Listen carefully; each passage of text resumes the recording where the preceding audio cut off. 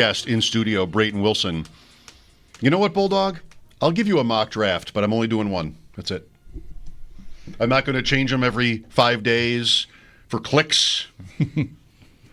I'm just not going to do that. I'm not going to tell you who I think the first pick is, that I know he won't be, and then come back a week later with, all right, I changed. No, Brayton would not do that. No risers and fallers in Brayton Wilson's world there. And you didn't even go all the way through to pick 30, did you? I picked all 32 teams. It's just I didn't give reviews of every prospect. I only did the top 16, and then from there it was just here's some names of dudes. Yeah, right. Yeah, but they're all real guys. Yeah, they're all real. They're all real. It was funny because it'd be a good bit to just squeeze in somebody who's totally made up and see if anybody notices. Right. So back when the World Juniors was going on, Germany announced their team, and one of the Sabres prospects is Norwin Panoka, and I tweeted that out. Jeremy comes over to me. I'm sitting at the cubicle over in the newsroom over there, and he's just like, that player's not real. I'm like, yes, he is. He's a real player. He's like, no, he's not. It's just, John McEntee may or may not have been the 5th overall pick in my 2006 NFL mock draft. Can't say for sure. It's too long ago. Luckily, there's no record of it. So, where are the tiers for you in this first round? Top tier is 2 guys? I want to say 2 guys. Yeah. Maybe? Right? Yeah. Yep. Misa and Schaefer, Yep, right? that's right. And then after that, it's probably, pick 3 through 10, where that next tier is for me. And then from there, it's probably pick 11 to, I'd say, 21. And then from there, it's kind of just a hodgepodge of everybody else from, 22 to 200. The second round. Yeah. 22 to 50 or something like that. Yeah. Well, that doesn't sound so bad if you're not. ninth. No, it really isn't. The Sabres are in a decent spot. I talked to a couple of different draft people throughout the past couple of weeks, just asking what do you think? Should the Sabres look to trade out of there? And some of them said, yeah, they probably should look to trade out of there, but the likelihood of doing that is not great. The last time they traded out of, a team traded out of the top 10 was when the Senators traded a first-round pick for Alex DeBrincat, I think. And that was a few years ago. So it's more difficult to do that because teams are less, they're less likely to trade them. They don't want to trade that pick. But this year it seems like there's a mixed bag of people saying, yeah, no, it's more likely it's going to happen this year, or, it's possible, but we'll see. Yeah, I think that can be more likely if you have a bigger top tier. Right, if there's, whoever's going to be the first guy might be the first guy, but if 2 through 10 are sort of a hodgepodge, then somebody might have a favorite guy and they want to come up and get him or whatever. But because I'm thinking about the idea of trading down, it just seems hard in a year where there isn't. It's not that lucrative, right? Why would somebody at 12 want to get up to 9? It just doesn't seem very likely. Yeah, and we're seeing that a little bit right now with a team like the Islanders who, by all indications, they want to go up and they want to get James Hagens. He's a Long Island kid. They want to make a statement in terms of, kind of telling the fans, hey, this is what we've got in mind for trying to do this rebuild that we want to do, that you fired Lou Lamoriello or didn't bring him back because of his contract or whatnot. But Matthew Darche is trying to make a statement here, and ownership really wants to bring the hometown kid in. They're going to pick number 1. They're probably going to pick Matthew Schaefer. I can't imagine they're going to pick anyone different. But the trade of Noah Dobson today, I think, is a strong indication that they're looking to take the 2 picks they got from Montreal this year, package that somehow, some way to get up into a top 5, even top 6 position to go get James Hagens and bring him in. It's enticing for sure. I've not seen the details on that trade yet. Are one of those picks is this year, and is the other one? They're both this year. They're both this year. Montreal. Wow. So the Canadians give up their original own pick to the Flames, but the Flames traded.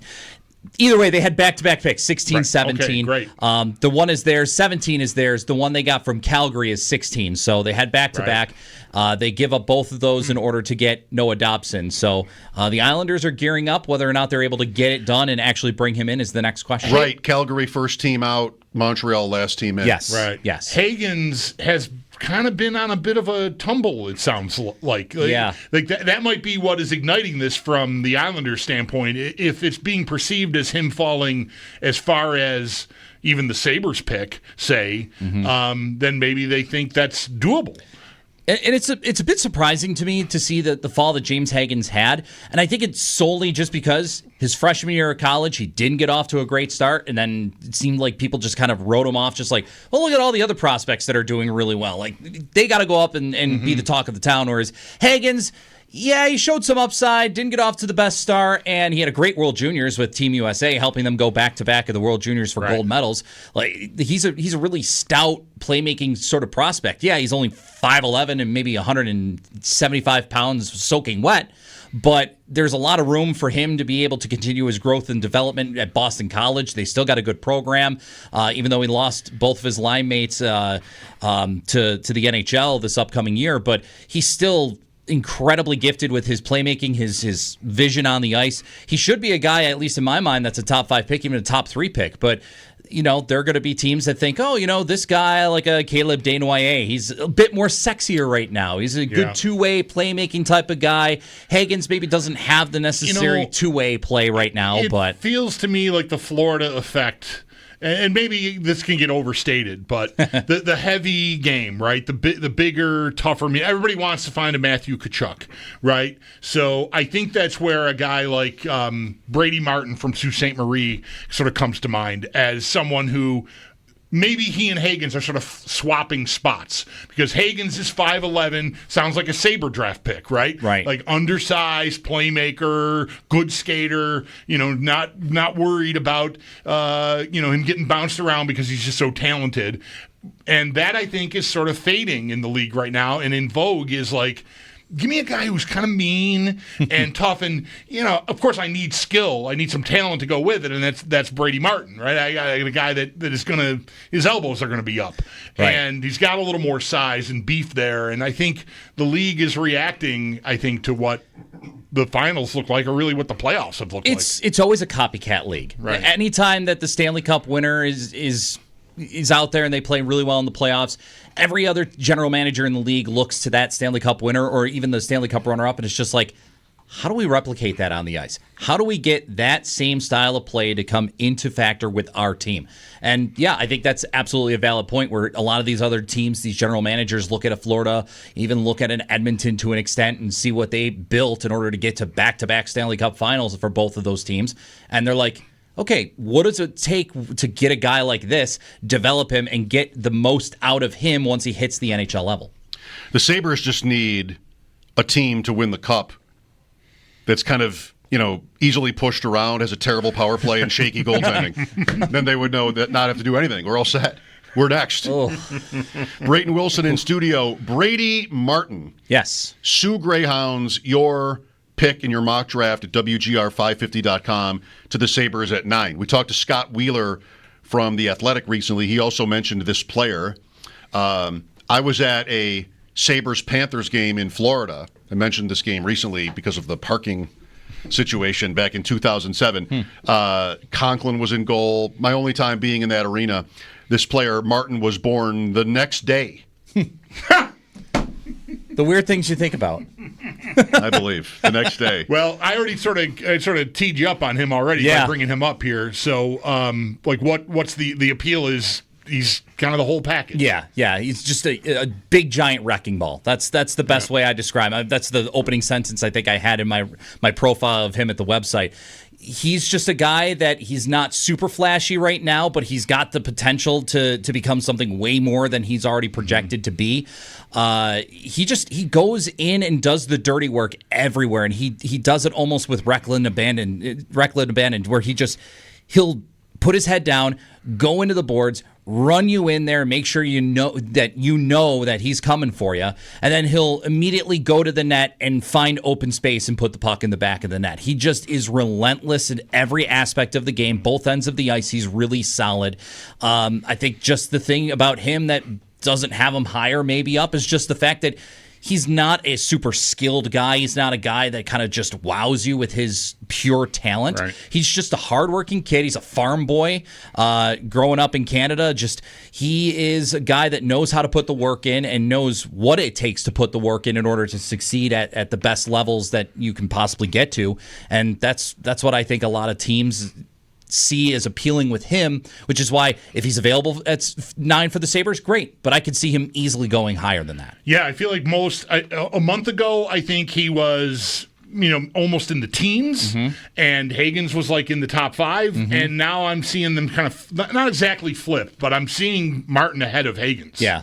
As we get close to draft. Yeah, it is amazing too, because going back to Hagens a little bit, I've seen a couple of mocks and other people talk of just like James Hagens could fall down the board. How far he falls, we don't know, but if he gets to Buffalo at 9, I'd be intrigued in terms of, because he is so talented with the puck and the way that he sees, and he's got eyes in the back of his head sometimes. On a rush, he could be totally looking off that player, know exactly where he is, and just no-look pass over to him to get a scoring chance on net. I'm interested to see where a guy like him, or even a guy like Porter Martone, another guy that has been talked about as a player that has been falling down draft boards, why? I don't know. Yeah. We are in New York. Yeah. It's true. Long Island, if they can't pull it off, we are in New York, Bulldog. Yeah. Tell them. Do they have palm trees in Long Island? What?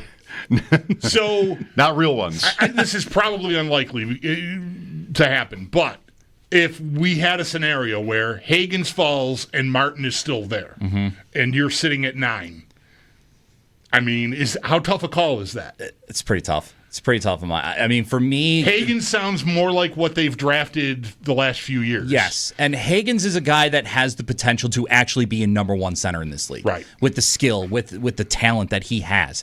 If he bulks up and can be physically just able to compete with the talent that he's also on the ice with, he has the potential to be a number 1 center in this league. And if I'm the Sabres sitting there, I absolutely am jumping to that opportunity. Brady Martin, I think he could be a really nice middle 6 piece at best. Maybe peaking at second line. Winner, yes, I know. Right? I know people want to throw, and I don't like throwing comparisons of players around and just like saying like, "Oh, this guy reminds me of this."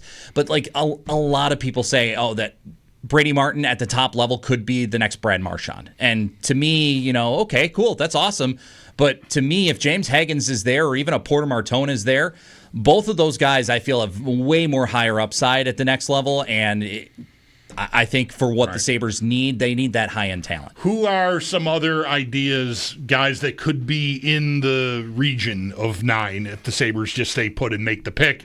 Martin isn't there, Hagens goes earlier, whatever.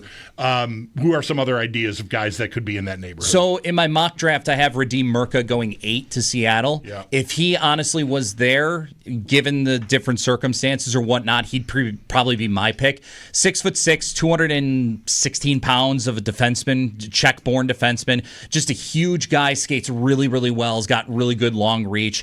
Maybe not the most offensive guy, but he's certainly somebody that could be a top 4 defenseman in this league if he develops really well. He actually, I mean, given the way that the Czech defensive group and just in the pure bigger scope of it, if he develops well, he might be the best Czech-born defenseman that's in the league at some point down the road. He's a guy that absolutely, given the right shot defenseman, a lot of teams are clamoring for those type of players. Why not? A couple of forwards I'm interested in. Go ahead, Mike. Why not might be that they just made this move yesterday. They did, or Wednesday night. And I know in the NHL draft, you really shouldn't probably draft for need, if any, in any draft. Right. But they've poured so much into defense. They've traded away goals. If optics mean anything here, drafting a defenseman at 9 would not be popular, I think. I can understand that. Given and just like what we talked about, given the needs of what the team needs, especially if a guy like Hagens is there or Porter Martone. Roger McQueen is another interesting name for me, at least, just because he's got this huge, insane frame of 6'5". He's up in the 200-pound level as well, or he's a little under that, but he's got the ability to fill out that frame, and people throw the comparison of Tage Thompson out there. Problem with him is like Caden Lindstrom last year, where he dealt with some significant back injuries, lower back injuries that have plagued him not only this season, but dating back to last season too. As long as he can prove that he has put that behind him and that's not going to linger into next season and beyond, I could see him going much higher up in the draft too, even being an option for the Sabres. And then another guy that's kind of like a guy I personally like, but again, one of those smaller forwards, is Victor Eklund. Eklund is he's an energizer bunny out there. He skates hard, skates fast. He's one of the better smaller, complete players out there. He plays a really good 200-foot game. He played really well playing at the second-tier professional level in Sweden this past year. He's going to play there another year, but the Djurgårdens, the team he was on, is actually going to be back up in the Swedish Hockey League. He's a guy that if they want to trade down, like let's say that there's the thrown out trade that they're looking to get Brian Rust or whatever, and they swap 9 and 11. A possible pick at 11 could be a guy like Victor Eklund for me. Yeah. How enticing would the Islanders with 16 and 17 now, if Hagens falls and the Sabres are on the clock and the Islanders call and want to give up 16 and 17 to get up there to get Hagens? How good or bad an idea do you think that is? So you'd be falling out of that tier that I feel comfortable with, where they're at 9, going to that next tier. There's still some good talent in that next tier, but in terms of the projectability of them, the second tier of mine is just like, okay, probably 2-3 years maybe, and then you follow that next tier, it's like, okay, it might be a little bit more of a longer timeline or a more longer road at some point for them. Development process, exactly. If they do make that trade and they do get 16, 17 or whatnot, I'll throw the names that I had for Montreal. Justin Carbonneau, who's just a dazzling playmaker for up front. He played in the Q, and I always take the players from the Quebec Maritime Junior Hockey League with a grain of salt, just because that league is such a high-scoring league, and there's really no physicality up there. Right. It's just, goals. The games are going to be like 10-8, 9-7 sometimes. It's just high-flying stuff and skill, but when it comes to prospects developing into these complete players that can be really projectable at the NHL level, it's always difficult. But Justin Carbonneau is a really unique type of player. He can score, he can pass, he can kind of do it all. His defensive game, again, not really there, but at 6'1", 192 pounds, right shot, he's kind of attractive in that aspect. And then a couple other players to throw out there. Cole Reshny, he's a guy I really fell in love with as the season went on. Just a really, really gifted passer. Again, a smaller player, 5'10", 187 pounds, but he is a master at threading the needle and finding the smaller spaces that you can, dish the puck to and get into the back of the net. And then if you're looking for maybe another defensive prospect that could be in that range in the middle of the first round, is Logan Hensler, right shot defenseman. He played at Wisconsin. He kind of reminds me of a right shot Ryan Johnson, where, his offensive numbers aren't great, but he can transition the puck really well. He's good at just getting from defensive zone to offensive zone. If he gets caught up in the offensive zone, he's got really good speed and power to get back to the defensive zone and defend real well. Really nice, well-rounded defensive prospect that could be of interest for the Sabres if they do move back. What do you make of the fact that teams are not together in LA for this tonight, either as a fan, an analyst, somebody reporting on it? Usually we'd have Paul at the draft, and he would be looking around the room and who's talking with whom and all that. Yeah. And maybe the NHL will get back to that. It seems to be what everybody says. But tonight, this weekend, will be different. Yeah, I don't know how I'm going to like it.